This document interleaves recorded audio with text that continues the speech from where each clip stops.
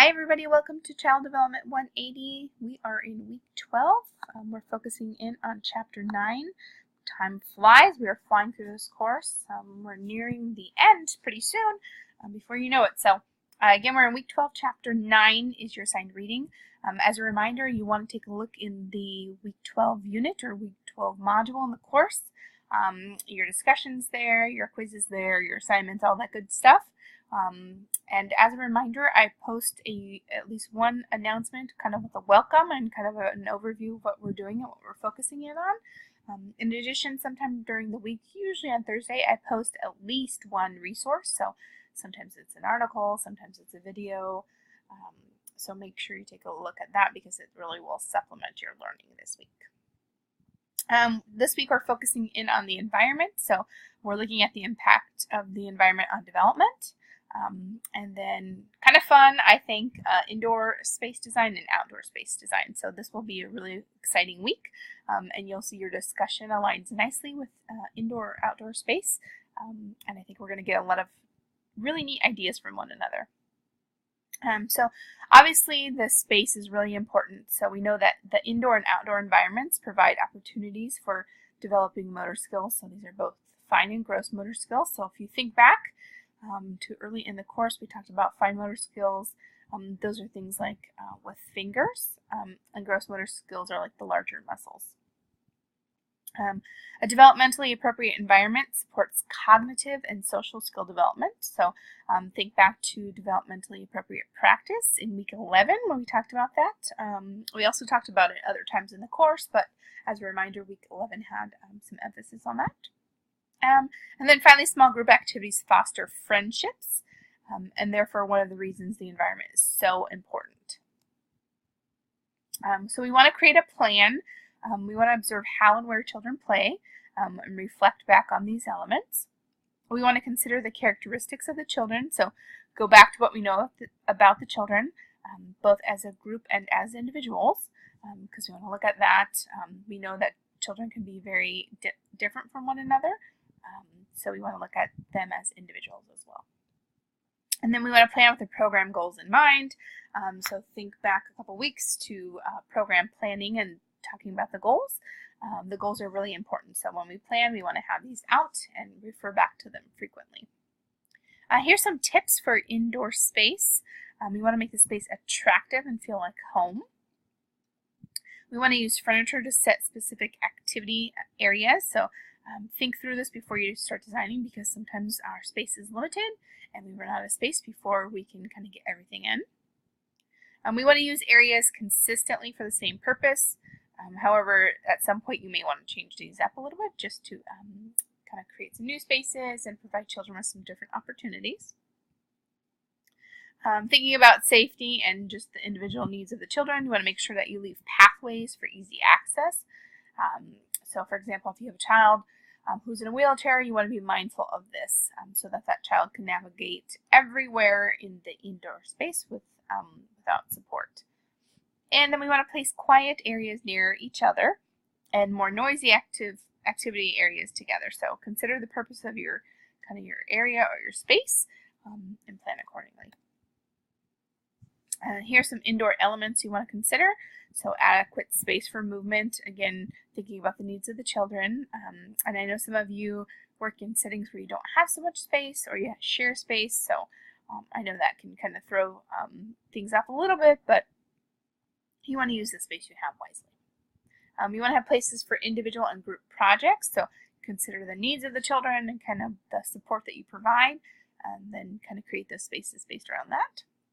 Make sure you have space for the belongings of each child. So cubbies, even at school age, they can be a little more fun. You might even call them something different than a cubby, but that can be really helpful.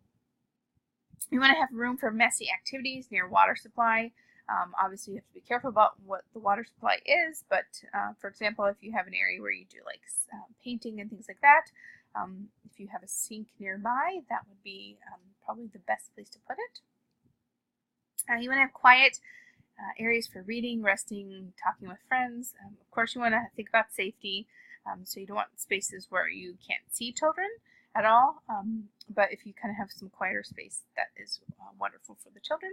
And then you want a large area for group gatherings. So when you gather all the children together, you want to have enough space that you can have everybody in one place together. Some other considerations for you. Think about a homework area. You want to display the areas. You want to make sure you have adequate storage. So sometimes you need to store things that don't need to be out all the time, especially if it's kind of a safety thing. You want a special place for older children. Again, though, considering safety, and you don't want children out of your eye contact, but sometimes a quieter place is nice too. You want a space for clubs to meet if you have that in your particular setting. And you want activity areas for art, science, writing, construction, dramatic play, and reading and games. So depending on the setting that you have, you may or may not use certain spaces more, so you'll just have to plan with what makes sense, the most sense for your program. Thinking about outdoor space now, we're kind of transitioning over to outdoor space here. Visit other places to view outdoor space. So if you're in an after-school program, check out other programs in the district, or something similar, so you can see how they use their space and use that for inspiration. You want to take an inventory of everything already present in the space to use. So if you have something there like a sink, use that to your advantage. Consider providing a green playscape. This is not always as easy or as affordable as we might like. Sometimes there's opportunities for grants or getting some special funding for this, but not always the case. So you'll just have to do this to the best of your ability. Clarify program goals that will be supported by the outdoor environment. So thinking about your goals while you're planning your outdoor space is key. Consider all possible hazardous areas and plan for safety above all else. Safety is always the most important. And design space to accommodate all children. So think about the unique differences. If you have children with special needs, that may impact how you set up some space, etc. Here's some outdoor elements for you. Single-purpose and multi-purpose equipment. It doesn't all have to be multi-purpose. So sometimes we get kind of locked into these multi-purpose equipment. You don't always have to have something that serves multiple purposes. You want to make sure you have materials so children can construct their own equipment, obviously within reason. So you don't want to have, you probably wouldn't want to have nails and screws and hammers and other power tools for children because of safety. You want to have equipment and materials that stimulate new play ideas, so kind of letting them be creative. You want to have private areas, obviously within reason, so consider safety. So if you have kind of shady tree, that's great, but remember you always want to have a visual on children. That's just safety. Spaces for special activities you might implement, variety of surfaces. If you have an area with a natural environment, that would be fantastic. So kind of thinking about like gardens or some sort of nature space. And if possible, you want to have a drinking fountain and a hose outlet. And I know that gets tricky sometimes, but if you can have that, that would be extremely helpful. So with that, we'll go ahead and wrap up. Again, if we can look in the Week 12 module, you will see the full lecture there. And as always, if you need anything, please reach out. I'm here to support you.